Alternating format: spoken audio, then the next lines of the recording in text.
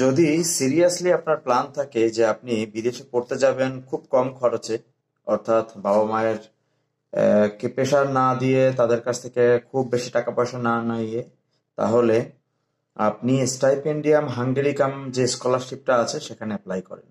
ঠিক আছে? মানে অনেক তো চেষ্টা করেছেন, লাইক অস্ট্রেলিয়া বলেন, নিউজিল্যান্ড বলেন, বা ইউকে বলেন, বা কানাডা বলেন, টাকা ছাড়া কিন্তু কোথাও যাওয়া যায় না আর কি।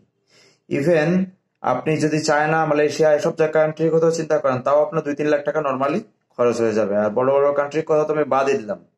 তো সেই জায়গা থেকে যদি বলি, স্টাইপেন্ডিয়াম হাঙ্গেরিকাম হচ্ছে এমন একটি স্কলারশিপ যেখানে আপনাকে ফুল ফান্ড, মানে ফুল ফান্ডেড স্কলারশিপ দেওয়া হয়, সাথে স্টাইপেন্ডও দেয়।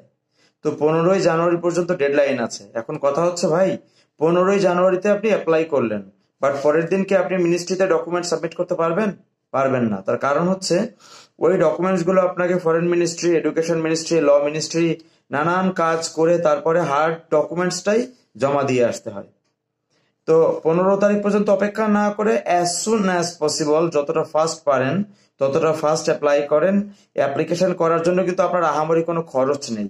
আর দ্বিতীয় কথা, এখানে পড়তে পারলে আপনি পুরো 4 বছরের যে প্রোগ্রাম, সেই পুরো প্রোগ্রামটাই ফ্রি পড়বেন। তো এর থেকে আর বড় সুযোগ মানুষ কি চায়, কি পায়?